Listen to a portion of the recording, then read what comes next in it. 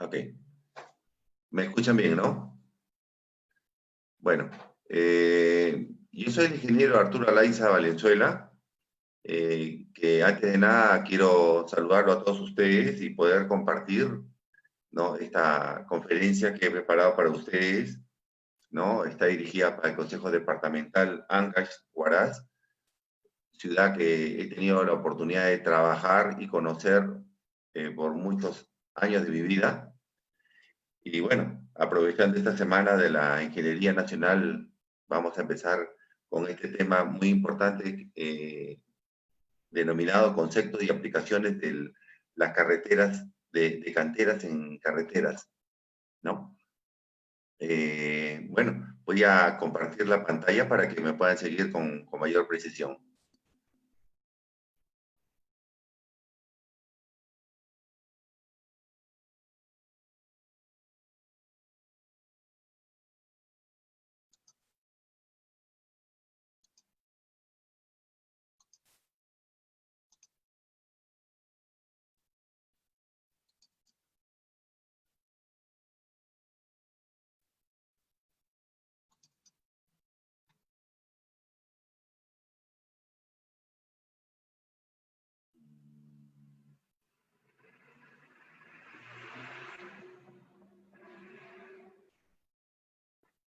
Un ratito.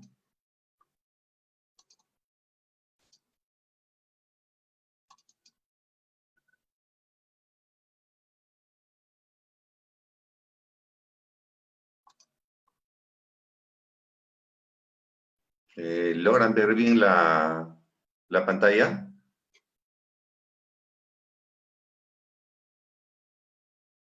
¿Nada?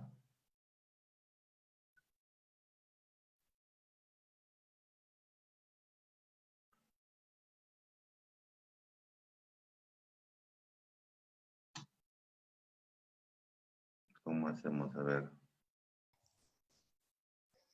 Ingeniero, no está saliendo su presentación, está saliendo del Zoom. Comparta la pantalla de su presentación, por favor. ¿Ahora pueden ver la pantalla?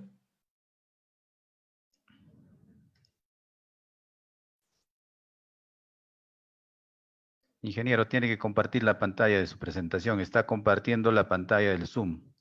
Ingeniero Blas, ¿logra ver la pantalla compartida? No.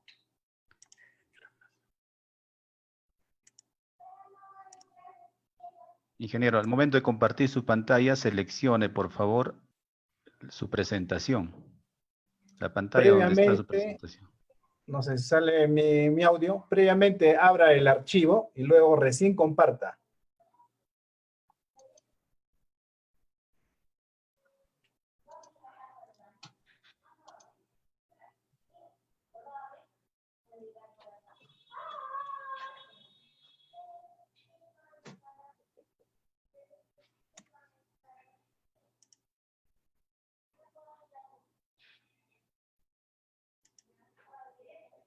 A ver.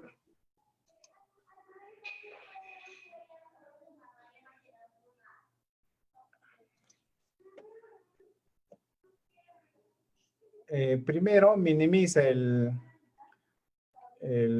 esta pantalla y luego entre a su archivo. El primer paso es abrir el archivo, luego recién comparte. ¿Ahora? Ahora sí, ya está. ¿Logran ver la pantalla? Correcto, correcto.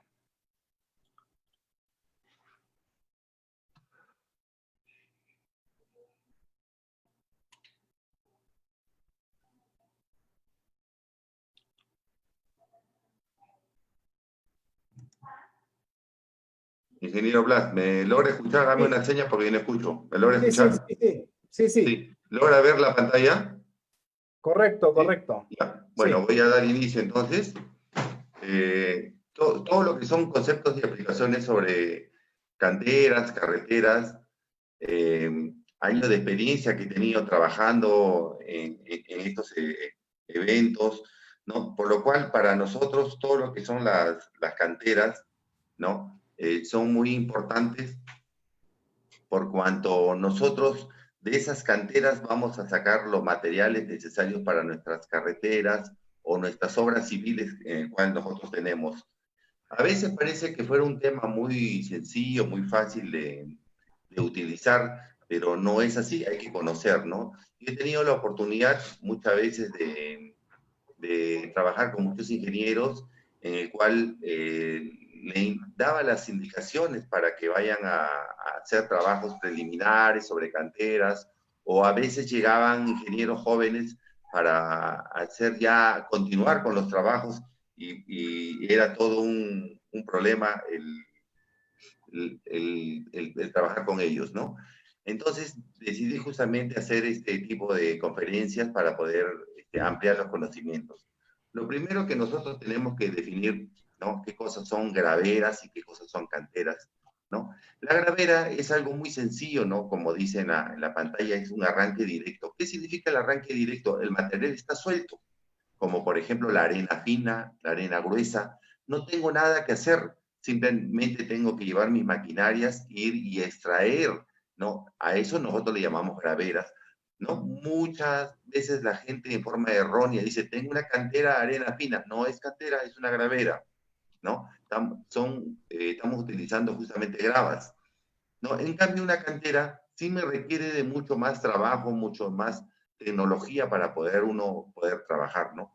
Definitivamente yo lo pongo como arranque con explosivos, ¿no? ¿Qué significa arranque con explosivos? Necesito utilizar dinamitas, ampos, herramientas, maquinarias, equipos y definitivamente hasta personal para poder trabajar. No tenemos pasos previos para una cantera, ¿no? Entre esos pasos previos nosotros podemos visualizar, identificar las zonas posibles, ¿no?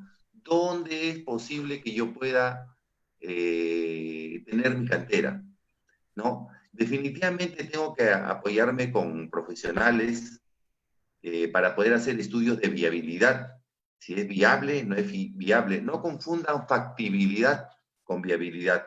Viabilidad significa si es posible o no es posible, ¿no? En cambio, la factibilidad, vamos a ver desde el punto de vista de repente económicos, no puede decir es factible o no es factible. Son dos términos totalmente diferentes.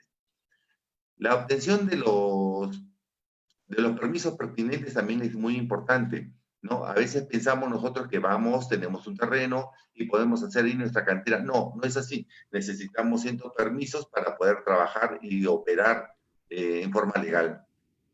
Muchas veces, casi siempre, por no decir la mayoría de veces, tomamos la decisión de hacer la compra de terreno, ¿no? ¿Por qué hacemos la compra de terreno? Porque nosotros vamos a invertir mucha cantidad de dinero, mucha cantidad de tiempo vamos a invertir ahí. ¿Por qué? Porque el material no está encimita, ¿no? No es una gravera, sino es una cantera en el cual tomamos la decisión de comprar, porque alquilarlo por un tiempo para luego uno lo entregue el terreno no vale la pena, porque requiere uno de mucho tiempo, muchos años para poder trabajar esa cantera. Después tenemos que tener la documentación sobre las posibles zonas. Tenemos que hacer estudios geológicos, ¿no? Para eso van los ingenieros geólogos y nos determinan si es posible o no es posible, qué tipo de material, qué volumen tenemos. También tenemos que averiguar, ¿no? Como experiencia por la zona, si encontramos labores mineras que han extraído qué cantidad de material, a quienes han ido proveyendo. Después tenemos que ver la proximidad con otras canteras. ¿Tenemos cerca? ¿Hay cerca? ¿Por qué? Porque eso no va a definir si tenemos una competencia y poder analizar, saber qué cosas están explotando las otras canteras. Se supone que es algo muy similar si es que tuvieran cerca a la cantera que nosotros que queremos realizar. De hecho, que también para empezar a hacer todos estos trabajos son iniciados haciendo zanjas, caricatas, en el cual nosotros podemos determinar en forma superficial y decir si, bueno, tenemos o no tenemos la posibilidad de hacer una cantera. Pero definitivamente tenemos que hacer sondeos con o sin recuperación de testigos para determinar el material y el volumen inclusive de la cantera que vamos a hacer. Antes hablé de la factibilidad y la viabilidad, ¿no? Para saber que si es viable o no es viable, es posible o no es posible lo que nosotros vamos a realizar, tenemos que hacer el cálculo de espesor, ¿no? Para ese cálculo de espesor lo hace el geólogo, definitivamente tiene el área por la profundidad, ¿no? Entonces nosotros vamos a tener el espesor, ¿no? Y teniendo el espesor vamos a saber el volumen del material que nosotros queremos sacar de esa zona. Después tenemos que determinar la calidad del material. Ese material es bueno, es malo, me sirve, no me sirve para mi obra, ¿no? O de repente necesito utilizar material de préstamo de otro lado. Después hacemos el cálculo de ratios de estéril mineral, ¿no? Ese ratio no, me sirve a mí para comparar, ¿no? ¿Qué tan bueno o es tan malo, ¿no? La relación del material que yo voy a procesar con la relación al mineral o a la materia que yo quiero, ¿no? Entonces, ¿por qué? Porque es cierto, si ese ratio puede ser que en algunas zonas sean mejores o peores, ¿no? Entonces, este ratio para mí es muy importante para saber la toma de decisión si esa cantera es buena o es mala. Después, también tengo que ver perspectivas de ventas de materiales de la zona. ¿Por qué? Porque si yo tengo gran volumen y he hecho una inversión y veo que por la zona se requieren materiales de cantera, entonces también, ¿por qué no podría yo pensar en vender? ¿No? Entonces, es otra de las razones que está en función definitivamente al volumen y a la cantidad de material que tenga en la zona. También se habló de los permisos, ¿no? Entonces, y para sacar los permisos, primero, para hacer una investigación, una exploración, una explotación, también necesito permisos. Muchas veces la gente piensa que no, que solamente cuando ya va a funcionar la cantera necesito permiso. No, para todas esas cosas previas también necesitamos permisos para poder hacer las exploraciones, explotaciones.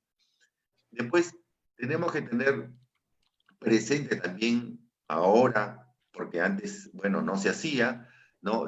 Todo lo que son los estudios de impactos ambientales, ¿no? Y la prueba está, por ejemplo, acá en Lima tenemos un montón de canteras, cantidades de canteras abandonadas, huecos, hoyos que los han dejado y nunca ha habido ningún estudio de impacto ambiental y los hacían en forma ilegal inclusive. Y en provincia, por supuesto, también, ¿no? Vemos a veces cuando viajamos por carreteras, ¿no? Que se van cerca de los ríos o en algunas zonas de minas y comienzan a trabajar y no hay ningún estudio de impacto ambiental. También tenemos que tener permiso para la instalación de la planta que vamos a hacer, ¿no? Esa planta que vamos a construir, así como cuando vamos a construir un edificio, una casa, necesitamos licencia, entonces necesitamos sacar los permisos para poder construir nuestra planta industrial para nuestra cantera, ¿no?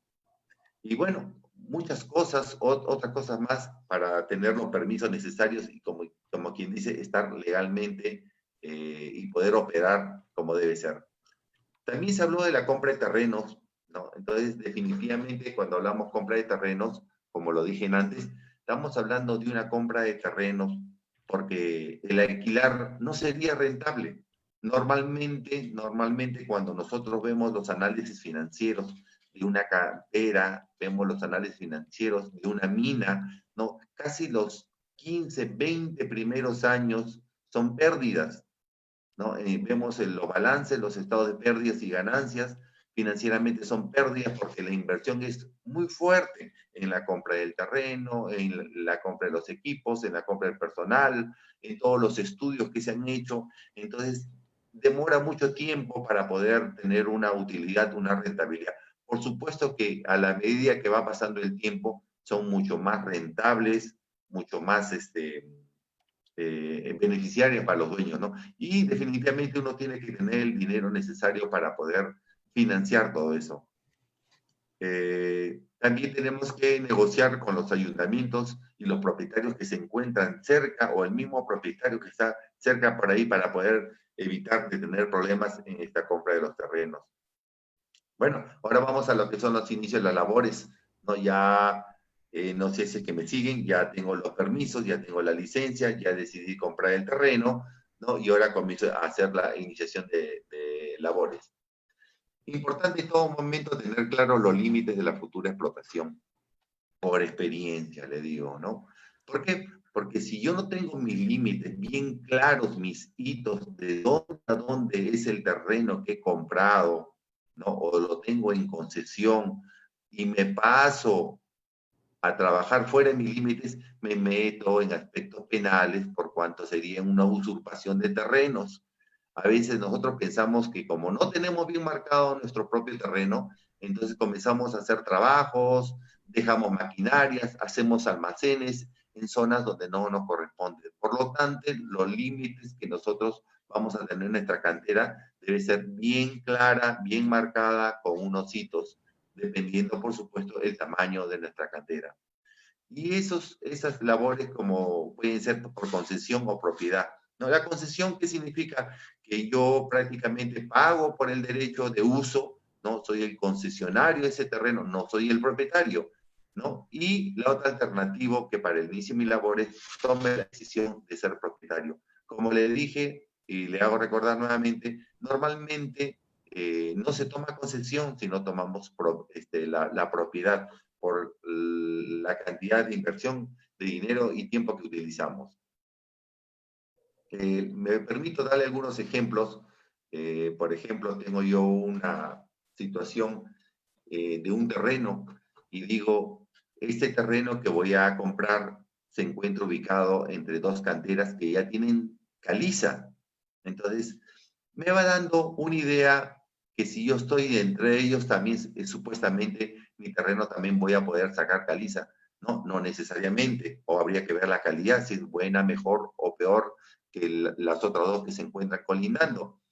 Por ejemplo, yo denomino la caliza número 1 a una de ellas, y su estudio es que es un material heterogéneo, ¿no? En calidad, o sea, encuentro de todo, no es que solamente encuentro caliza. Los esperosores son variables en la zona. Luego de tener mi estratigrafía de esa zona, veo que tengo combinado, ¿no? Y normalmente saco entre 10 y 40 metros, es donde encuentro más o menos mi material a usar, ¿no? Y también, como le dije antes, también este ratio estéreo mineral para mí me es muy importante. Me genera que es un 28%. Entonces, yo puedo decidir que es buena, ¿no? En ese porcentaje de ratio, ¿no? En cambio, la otra cantera que se encuentra cerca, al otro lado, vamos a llamarle la caliza número 2, ¿no? Posee como principal cliente, ¿no? A las plantas de hormigón del grupo, ¿no? Y asegura ventas de determinados productos. Entonces, me va indicando que en la otra cantera, la caliza número 2, hay hormigón, ¿no? Entonces, veo que me encuentro entre dos canteras, caliza 1 y caliza 2, que definitivamente puedo afirmar que el material es muy heterogéneo, ¿no? Después, tengo terrenos en propiedad fuera de la cuadrícula en algunas zonas y cuadrícula fuera de los terrenos en propiedad. ¿Qué significa de las cuadrículas? Cuando nosotros tenemos concesiones mineras, que ese es el caso de una cantera grande, estoy hablando de una cantera grande, ¿no? Ahora utilizamos bastante los términos de cuadrículas. ¿Qué significa? Que el Ministerio de Energía y Minas a nosotros nos da unos puntos, unas coordenadas, de forma de un cuadrilátero, una cuadrícula, ¿no? Entonces nosotros ahí sabemos que justamente sabemos dónde está ubicada exactamente nuestra propiedad, ¿no? Entonces, y tenemos que tener bien claro que esta propiedad de la que estamos hablando está fuera de la cuadrícula, por lo tanto, ¿no? Entonces no pertenecería a la zona de nuestro interés, porque todos los terrenos que nosotros debemos buscar tienen que estar dentro de la cuadrícula que nos han asignado para la explotación. También no se conocen resultados de estudios previos a los sondeos, no tenemos información, entonces por lo tanto nos conllevaría definitivamente a hacer algunos sondeos de esa zona.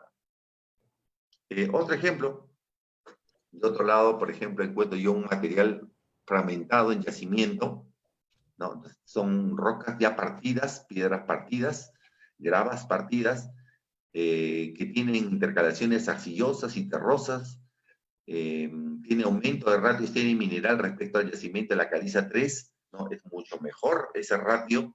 Entonces, y acá encuentro un problema, por ejemplo, me dice que la humedad en los frentes es tierra más humedad, a eso le llamamos barro. Entonces, por lo tanto, para mí el costo de sacar ese material me va a ser mayor, el tiempo también me va a ser mayor. ¿Por qué? Porque la humedad a mí no me permite trabajar. No voy a tener problemas en la trituración, ¿no? Y como el material está húmedo, el momento que pase por las mallas, por las cribas, no voy a tener problemas en la calidad de producto. Recuerden ustedes que si yo quiero extraer, ¿no?, lo que son piedras, gravas, ¿no?, yo necesito que ese material esté limpio, no necesito que esté con tierra. Es un material de muy baja calidad, con lo cual a mí me cargaría tener lo que es el lavado de ese material, ¿no? Entonces, y con estos ejemplos ustedes van viendo que tenemos que analizar cada uno de ellos y tomar decisiones. Definitivamente no voy a encontrar pues una cantera pues que todo sea beneficioso. Van a tener que tener problemas, pero justamente voy a tener que analizar en dónde me conviene hacer y qué me conviene hacer. Ahora, otro tema que siempre me preguntan, a mí me dice, ingeniero, ¿y de qué tamaño va a ser la cantera que nosotros estamos estimando? ¿No? Y yo les digo, ¿y qué me dicen ustedes? ¿No? Y no sé, puede ser de tal tamaño, que yo he trabajado en la obra tal, donde la cantera de tanto por tanto, y no es así, ¿no? Cada dimensionamiento de cada cantera tiene que ver con sus reservas estimadas. Luego que ha ido el ingeniero geólogo, se ha determinado el área, se ha determinado el espesor, por lo tanto yo puedo decir cuánto de reserva estimada tengo ahí, ¿no? Estamos hablando de metros cúbicos de material o de tipos de material, ¿no?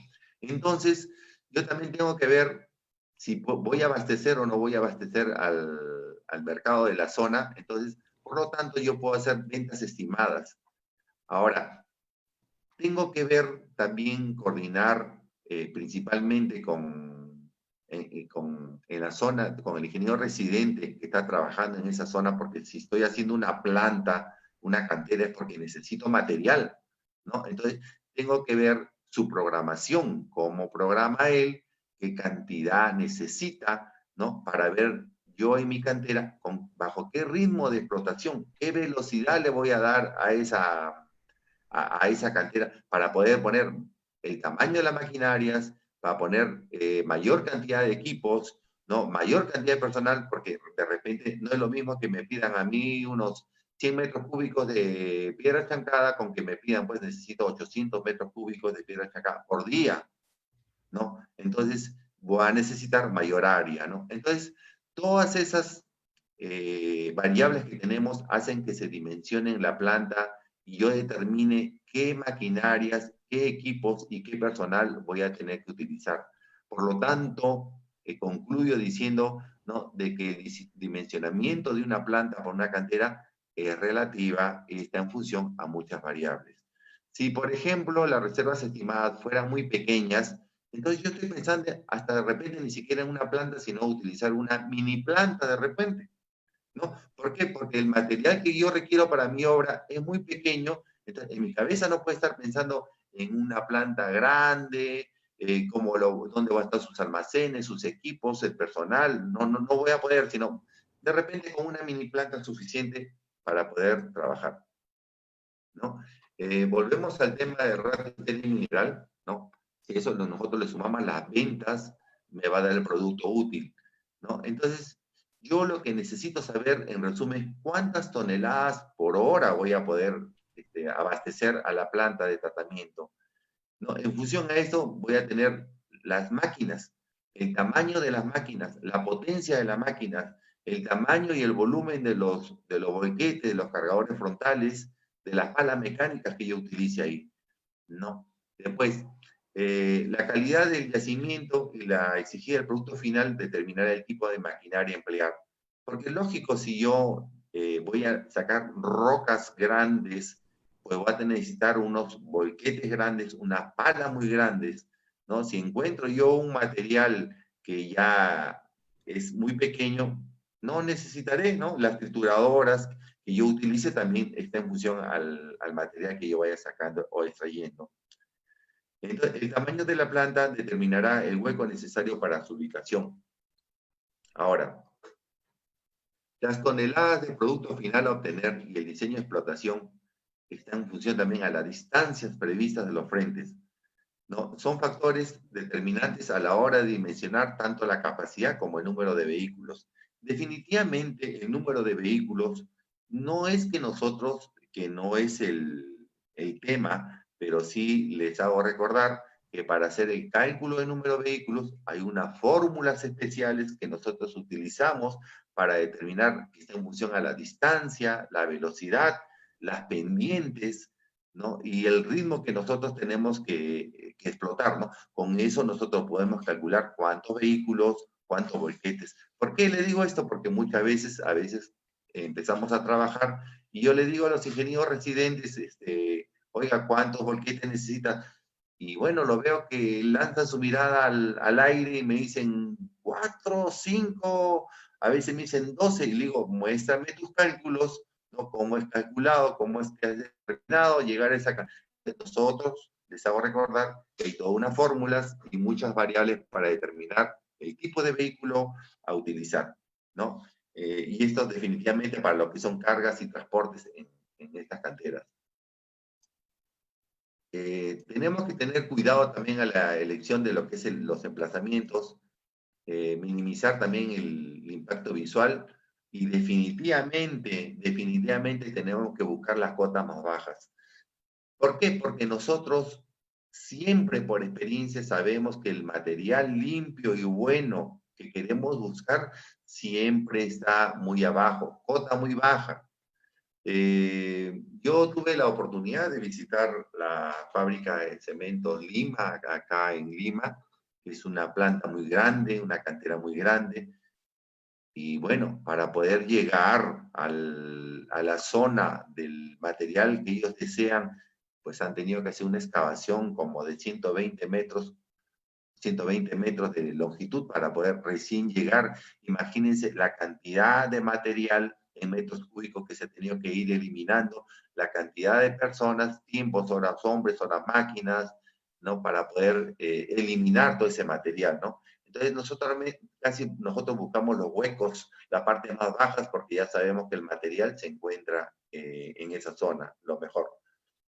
La ubicación de la planta también tiene que estar lo más cerca a los frentes de explotación, ¿no? Yo trato de estar cerca a mi planta, no necesariamente muy cerca, o sea, estratégicamente tengo que diseñar y decir, acá está mi material a explotar, a sacar, por lo tanto yo no puedo estar pues, a 3, 4 horas de distancia de planta, mucha distancia de transporte, voy a tener que ponérmelo más cerca para poder abastecer.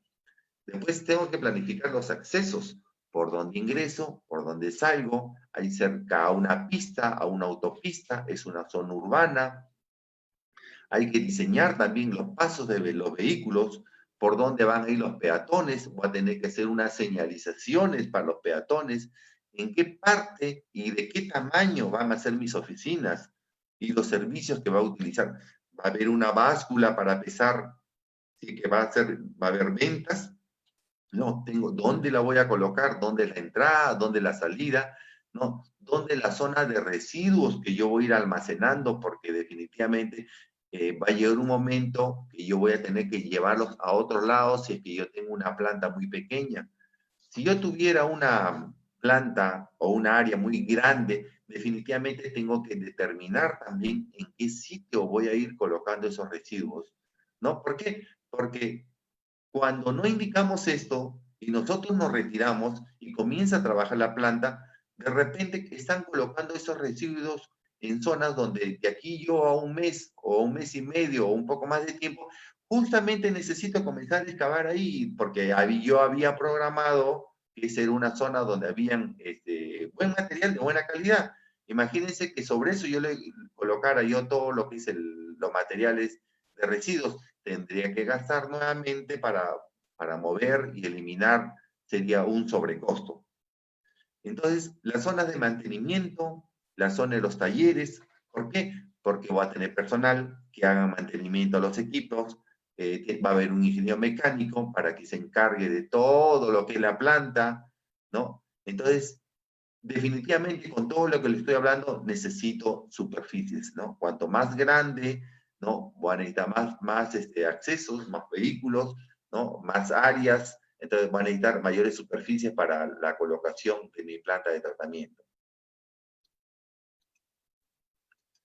Acá, por ejemplo, les estoy mostrando una planta de agregados. Esta es una máquina, una clasificadora, ¿no? Ya el material fue trasladado, puesto en la faja, fue triturado, fue cribado, y en esta planta clasificadora, mediante una malla, ¿no? Por vibración, comienza a clasificar dependiendo la granulometría que requiere. A la vista podemos ver que a la derecha de la imagen vemos una grava un poquito de mayor diámetro, al de la izquierda una más pequeña de menor diámetro, y así sucesivamente, dependiendo a la necesidad que uno necesite, ¿no? Entonces yo voy almacenando, se dan cuenta ustedes, el diámetro de la grava que requiero, ¿no? Y voy produciendo la cantidad de material que yo quiero, ¿no? Entonces esta es una máquina clasificadora que nosotros vemos en una planta.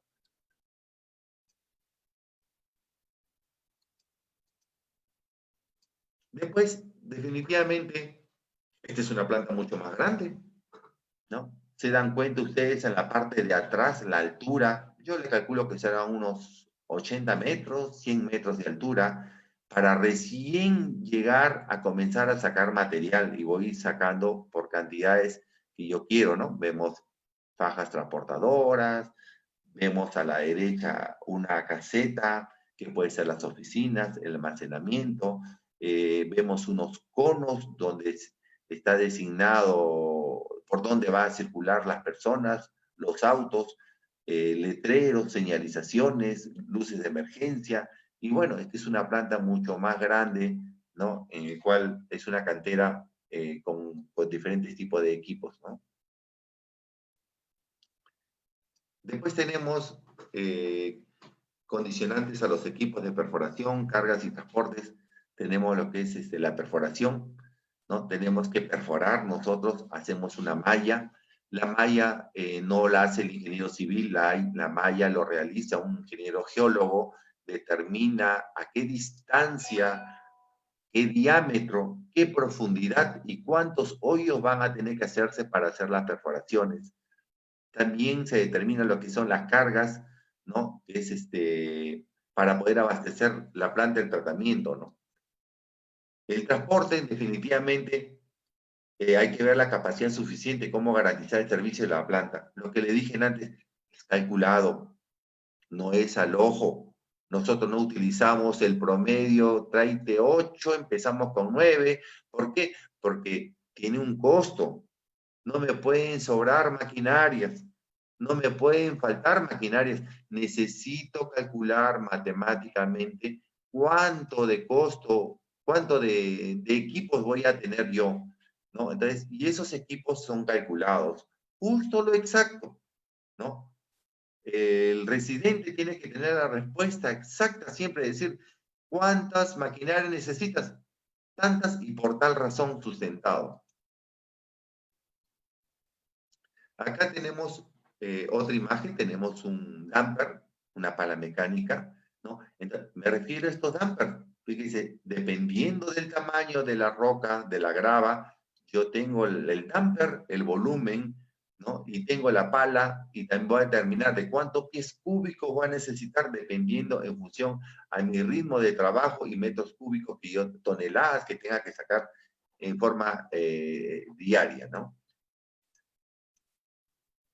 Acá tenemos otro damper que está abasteciendo justamente de material, ¿no? Y lo está vaciando a la boca de un triturador. Está empezando el proceso de trituración, ¿no? Hecho como una rampa, en la parte de arriba levanta la tolva, comienza a descargar y comienza el proceso de triturado, ¿no? Dependiendo del material, ¿no? Yo determino si es una trituradora de quijada o de mandíbula. Bueno, ese es otro tema en canteras, también determinaciones de todos los equipos y todas las maquinarias, cuáles son sus ventajas y desventajas. Pero ahorita lo que les digo nomás que tenemos trituradora de quijada y de mandíbula, dependiendo del material, dependiendo del volumen, dependiendo la potencia, la capacidad que tenga también cada maquinaria. Hablamos también en antes de calicatas, les hago recordar temas que siempre sabemos, ¿no? Es algo muy superficial, ¿no? Recordar, poner su letrerito, en qué parte está ubicado, la fecha, la distancia, para nosotros poder ver en forma visual, ¿no? Cuál es la estratigrafía, si se mantiene o no se mantiene. En la parte de acá, por ejemplo, vemos un material orgánico que voy a desechar, ¿no? Y encuentro otra capa acá diferente y voy viendo así, ¿no? Y así nosotros, ¿para qué? Para nosotros con esas calicatas y con nuestro estudio de sondaje podemos llegar a hacer nuestra estratigrafía y saber cuál es el volumen, cuál es el área, el espesor que vamos a tener como material. Ahora, al inicio de esta ponencia también le dije que son inversiones muy fuertes, ¿no? Hay mucha gente que se dedica solo a esto, ingenieros civiles, yo conozco que solo se dedican a este tipo de trabajo, pero hay inversionistas que nos van a preguntar, ¿y cuánto cuesta? ¿No? Entonces, hay ciertas inversiones que nosotros tenemos que hacer, ¿no? Que son todos los costos, no todos los costos, ¿no? Son los pasos para saber si es rentable o no es rentable. Entonces, parte de la rentabilidad para poder decir si es invierto tanto y tanto voy a producir, ¿no? Porque esos costos voy a tener que repartirlo entre los años. Y como le dije también en antes, ¿no? Los primeros años son pérdidas, ¿no? Entonces yo necesito tener costos, ¿cuánto me va a costar? ¿Cuáles son esos costos de operación? ¿Qué tengo que considerar en esos costos de operación? Definitivamente los costos de perforación, que se le llaman el CP, costos de perforación, los costos de voladura, ¿no? Es más, hay costos de limpieza inclusive, porque si ustedes se dan cuenta, por ejemplo, en esta imagen, hay zona de vegetal que he tenido yo que utilizar maquinaria, de repente ha habido troncos, he tenido que utilizar máquinas, destroncadores, o sacar maleza, nivelar, ¿no? Pero los más costos más fuertes que utilizamos ya en la operación, ¿no? Porque este es costo netamente de operación. Para poder trabajar necesito los costos de perforación y costos de voladura. Después, lo que es carga es diferente a transporte, ¿no? La carga es cuánto me sale llevarlo ahí y ponerlo sobre el vehículo de transporte. El costo de transporte que está en función a la distancia donde voy a llevar los materiales. Retirada de acopios y carga de las ventas también, ¿no? Y la tendencia actual, que lo pongo acá con letras grandes, es nosotros cuando hacemos un precio, decimos el precio cerrado. ¿A qué se refiere? El material puesto en tolva, ¿no? Porque nosotros hemos decidido también hacer ventas de ese material. ¿Y qué está? Está en base a la producción, a las ventas estimadas. Por lo tanto, yo necesito tener todos mis costos para decir tanto yo le cobro, porque hay algunas pequeñas canteras que a veces te dicen, ahí está el material, tú traes tu cargador, tú traes tu volquete y tú retíralo, ¿no? Entonces, no, normalmente no, porque eso no funciona, no funciona. Normalmente nosotros tenemos que hacer una inversión mayor, ¿no? Y ponerlo, porque esa es la tendencia que el cliente cuando va me dice, yo voy con mi volquete, cárgamelo, déjamelo cargado. Y para eso necesitamos utilizar todo eso, saber todos nuestros costos. ¿Dónde vamos a comenzar las labores? ¿Por qué parte? Los frentes abiertos, ¿no? Las zonas superficiales.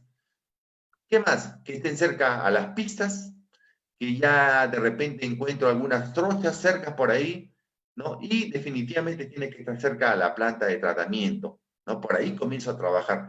¿Por qué no comienzo a trabajar por lugares más lejos? Para que la pérdida no sea mayor, porque ya les dije antes que los primeros años de una planta, ¿no? De una cantera son pérdidas. Entonces, si yo comienzo a buscar frentes mucho más lejos, mi pérdida va a ser mayor.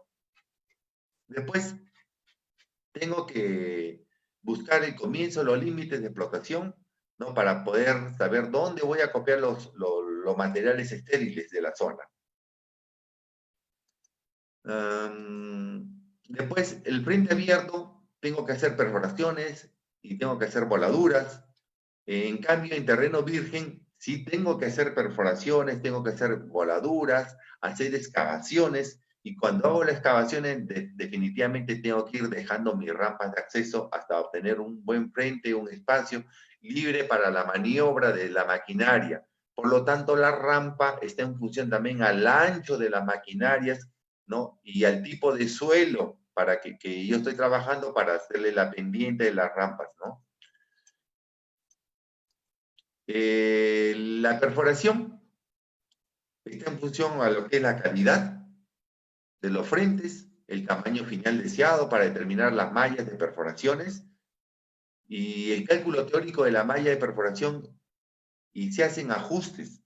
También lo dije antes, todo este cálculo de la malla es el ingeniero geólogo, no hacemos los civiles, ¿no? Determina en cada qué distancia, cada qué perforación, cada qué diámetro y qué tipo de material va a utilizar para hacer las perforaciones, y nosotros hacemos esos trabajos, y luego que nosotros hacemos esas perforaciones, se coloca el material a utilizar, la dinamita, el ánfor, ¿no? Y nosotros nos retiramos, los ingenieros civiles, y entra el geólogo y hace la explosión de ese material. Nosotros no trabajamos, nosotros solo le dejamos habilitado nada más para poder que ellos puedan trabajar. Ejemplos. Por ejemplo, hace una malla para una perforación de 3.5 por 3.5 con diámetro de perforación pequeño, ¿no? Y una perforadora va a utilizar de un martillo de cabeza. Es decir, con eso vamos a trabajar, ¿no? Aunque ahora ya se utiliza de mayor diámetro, por ejemplo, una malla de 5 por 5.5, y se utiliza ahora ya no martillo de cabeza, sino un martillo de fondo, otro tipo de maquinaria. La carga de fondo es un explosivo de alto poder rompedor, y también utilizamos otro tipo de explosivo, que es una sobreperforación. ¿Qué significa? Que se arranca desde el fondo, ¿no? El poder de explosión es de la parte, de la parte más abajo hacia arriba.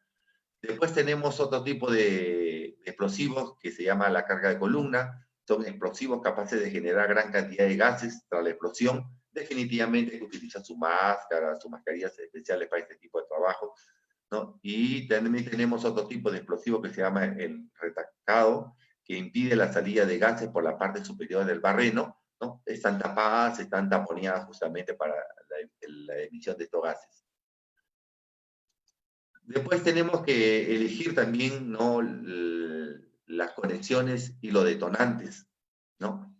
Nosotros, los civiles, solo tenemos conocimientos, pero quien determina, ¿no?, con mayor precisión es el geólogo, pero tenemos que saber nosotros cómo se trabaja y tenemos que tener un pequeño conocimiento de lo que se está trabajando. Puede ser que se utilicen detonadores eléctricos en cabeza, y a eso le agregamos cordones detonantes, retardado entre los barrenos, según el número de detonadores, ¿no? Podemos tener detonadores en fondo con retardado según el tipo de iniciación, diferentes tipos de conexiones para lo que son los detonadores. Ahora, yo voy a tener que hacer mi pedido, definitivamente, con lo que me dicen los profesionales con los cuales yo trabajo. Por ejemplo, el pedido va a ser una carga de fondo, por lo tanto van a necesitar explosivo gelatinoso tipo dinamita, ¿no? Goma ESO 65 milímetros, ¿no? Y otro goma 12SO de 55 milímetros. Después, si fuera carga de columna, van a necesitar explosivo tipo ANFO, que es lo que comúnmente se utiliza, ¿no?, en casi todas las canteras acá en Perú, ¿no? La nagolita o el riogel, si hay agua en los barrenos, va a tener que utilizar este material. Detonadores de fondos no eléctricos, ¿no? Tenemos el Primadet, ¿no? Conectores que son retardados de 25, 42, 67 metros. Bueno, tenemos definitivamente también el detonador de inicio, que es eléctrico, altamente insensible, ¿no? Después, otro tema es cómo vamos a hacer para la preparación del tajo para la carga. Lo primero, vamos a empezar a hacer lo que es la limpieza. Y la limpieza está en función a nuestro terreno, ¿no? En la foto, por ejemplo, vemos que definitivamente había una vegetación al lado, por lo tanto, como pudo haber habido una zona de árboles mucho más grandes, ¿no? Entonces yo voy a tener que utilizar técnicas para desarbolar, sacar los árboles de la zona, ¿no? Voy a tener que cortarlos, trasladarlos, voy a tener que utilizar técnicas para hacer destroncado, sacar las raíces, determinar qué tipo de planta o árboles, su tipo de raíz, si son anchas, son profundas, para según eso yo poder llevar maquinarias.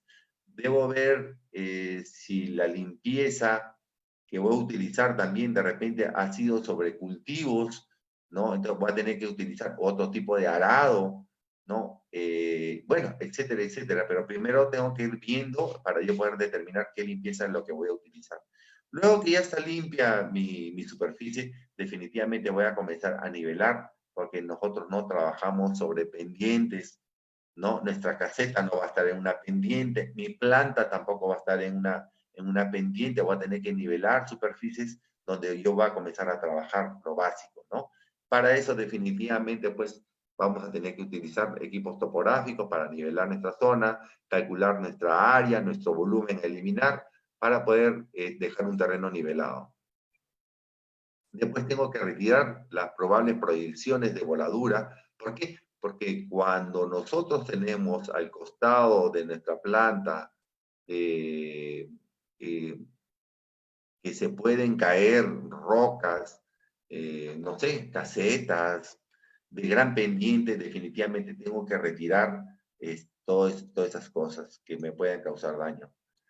Para la carga del material, yo voy a utilizar rápidamente, lo voy a decir, porque el detalle de cada maquinaria también es un tema, bueno, de una hora de repente, para hablar sus beneficios, ventajas de cada maquinaria. Yo lo voy a tocar rápidamente.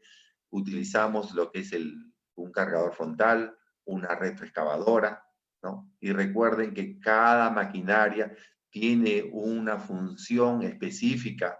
Veo que mucha gente me utiliza cargador frontal en vez de una retroexcavadora, o una retroexcavadora en función de un cargador frontal. No, cada una de ellas tiene un uso específico, dependiendo para qué.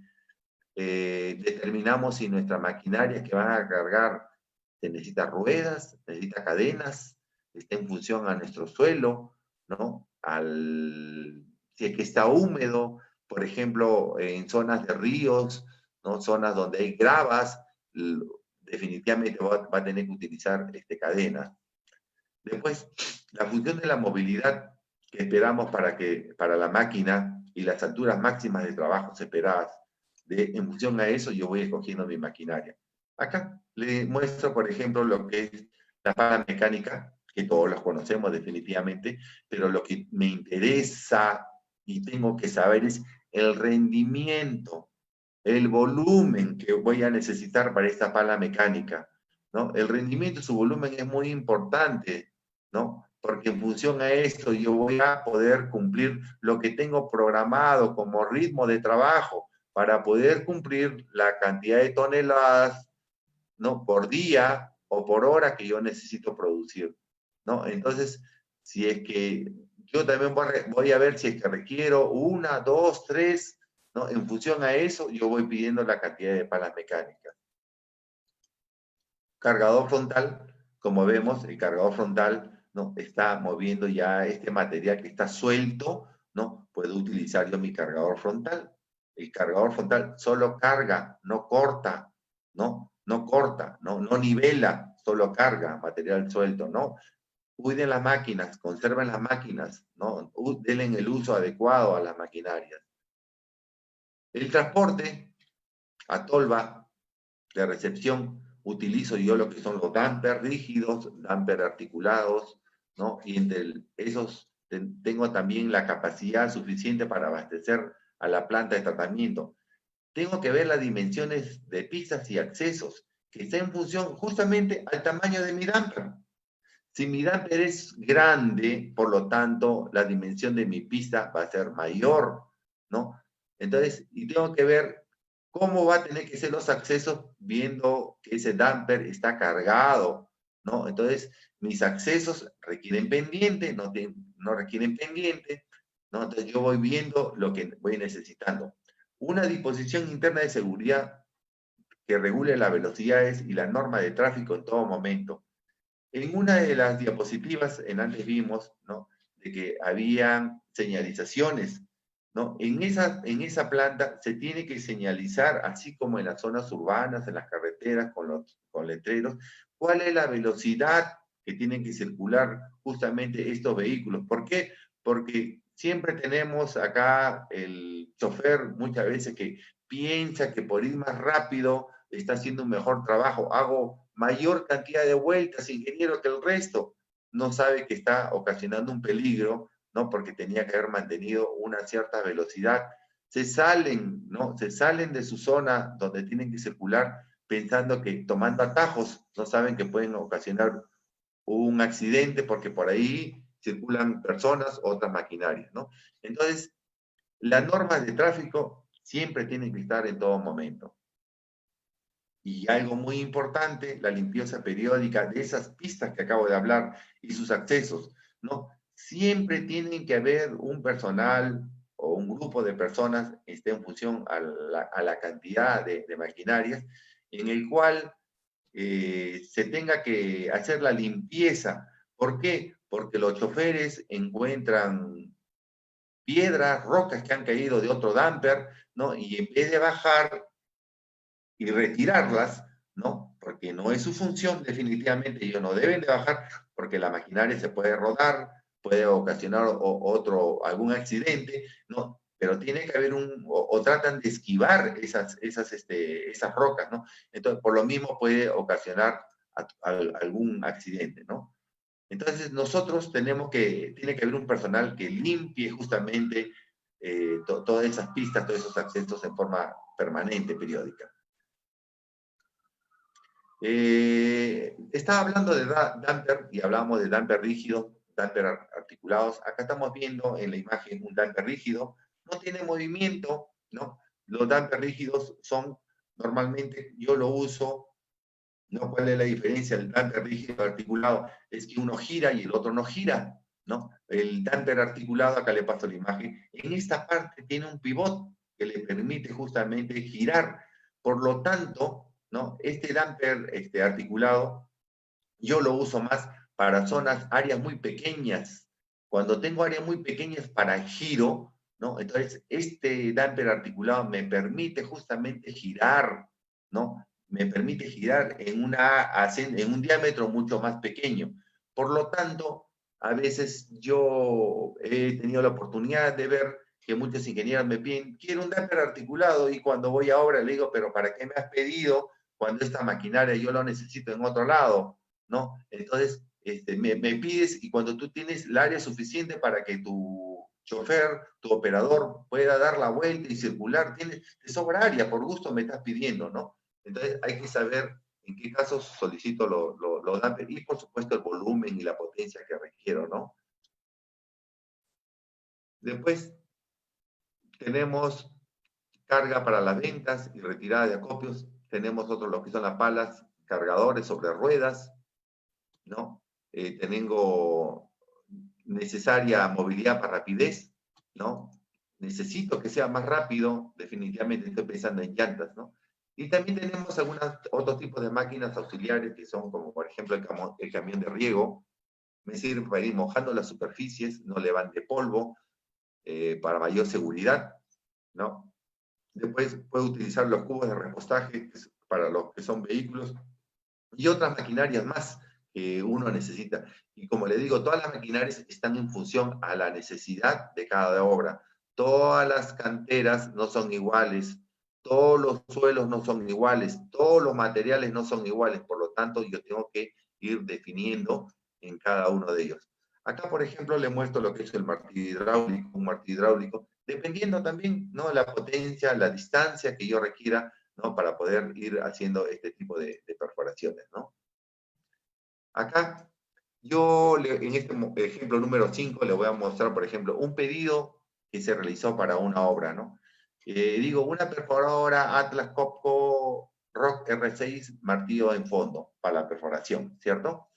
Después voy a necesitar una retroexcavadora, el 974. ¿Por qué? Porque el 974 está en función al volumen. Yo ya sé por marca, ¿no? Y el modelo, yo sé cuál es el volumen que requiero. Después digo, 2 Damper Terex, TR igualito, ya yo sé, cuando doy este modelo ya voy preparando yo los anchos de mis carreteras donde van a circular mis caminos, ¿no? Y sé los volúmenes también que requiero, ¿no? Entonces, y de repente la cantidad 2 es la necesaria que requiero para esta cantera, ¿no? Un Damper Caterpillar, ¿no? Otro tipo, una pala cargadora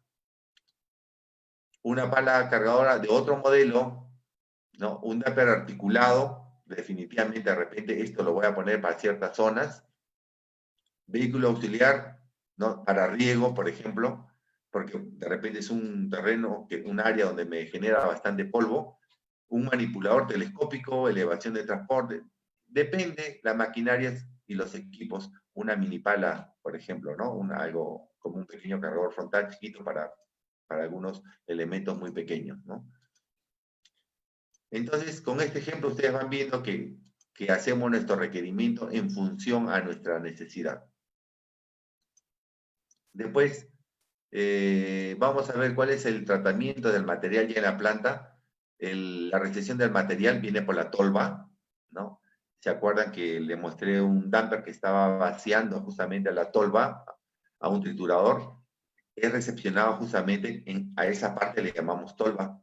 Después, la alimentación son los alimentadores que van llevando los materiales, pasan a las fajas, y luego hay una máquina que hace el machaqueo o la trituración. Y dependiendo el tamaño, yo comienzo a machacarlo mucho más, o de repente lo quiero muy fino de repente, y utilizo inclusive hasta molinos, ¿no? Y luego de eso, cuando ya el material ha sido machacado y triturado, pasan por las cribas, que son como unas mallas, ¿no? Para poder clasificar según la granulometría del material. Y veo lo que es el transporte del material, de sus elementos, y van por las cintas transportadoras, ¿no? Ese es la foto de una planta, ¿no? Vamos viendo cómo el material se va moviendo, va pasando máquina clasificadora, vuelve a estancarse, vuelve a triturarse, o sigue yendo para otro lado, ¿no? Dependiendo lo que uno necesita.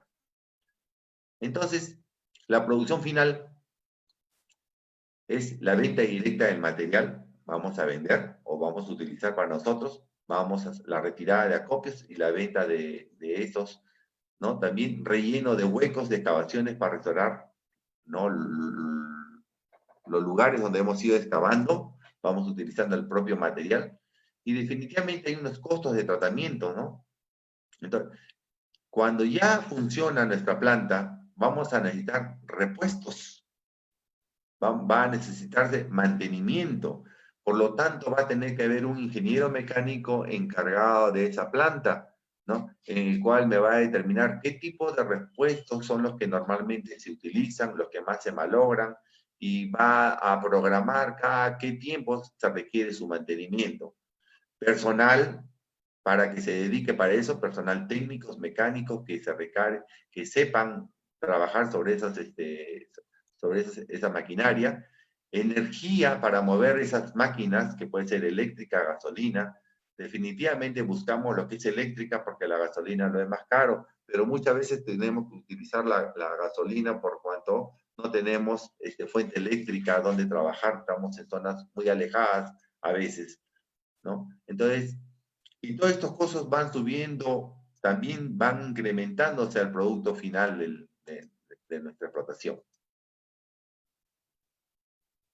Resumen básico de los costos de producción, por lo tanto tenemos la perforación y la voladura que lo hemos visto, ¿no? La carga y transporte, hay que cargar ese material, se sube a los camiones, a los dumpers, luego son transportados, hay que retirar de acopios, y las ventas, hay que hacer el tratamiento de material hasta el producto final, ¿no? Y esos son los costos totales de producción. A eso me vienen a todos los costos totales de producción.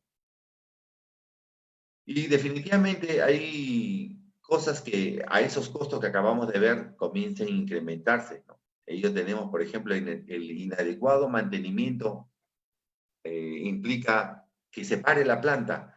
¿no? Entonces, la planta nunca debe parar, tiene que tener un trabajo continuo. Por lo tanto, su mantenimiento tiene que ser como el ingeniero mecánico lo planea, lo programa, ¿no? Después, el escaso rendimiento de la planta de la maquinaria, ¿no? Entonces, si el rendimiento no es bueno, ¿no? Entonces, la maquinaria va a comenzar a fallar, me va a producir menos de lo que yo estaba esperando. Después, eso me va a generar un aumento de precios de repuestos, gasolina, explosivos, ¿no? Entonces, voy a tener que yo saber dónde comprar, cuándo comprar, qué comprar, ¿no? Y dónde ir ahorrando lo que es combustible.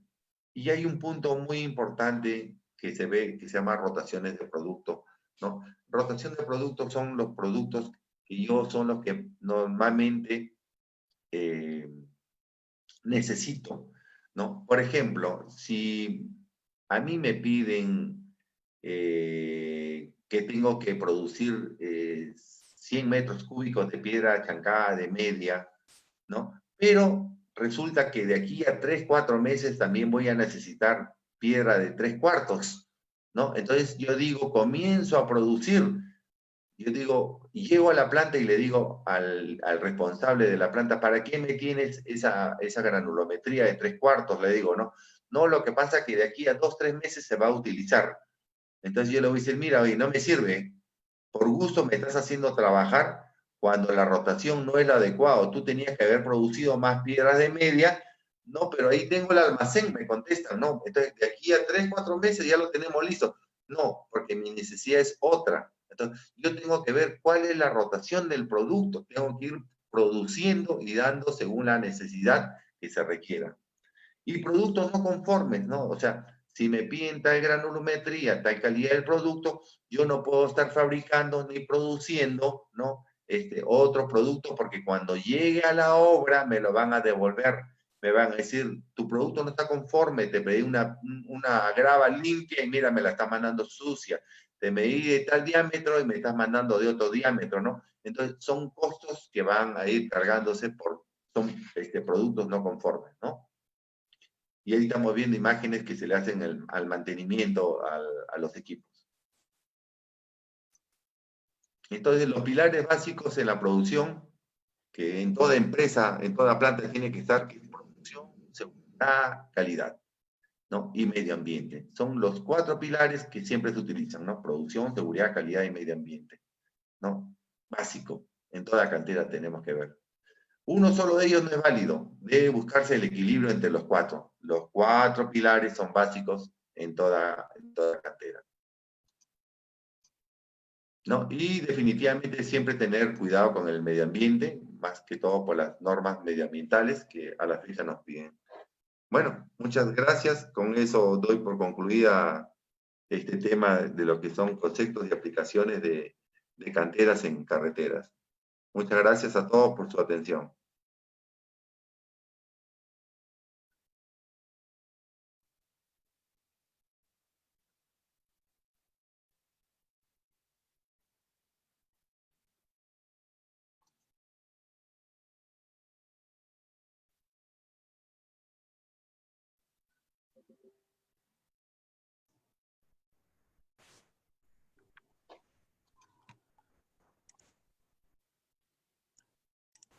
Doctor.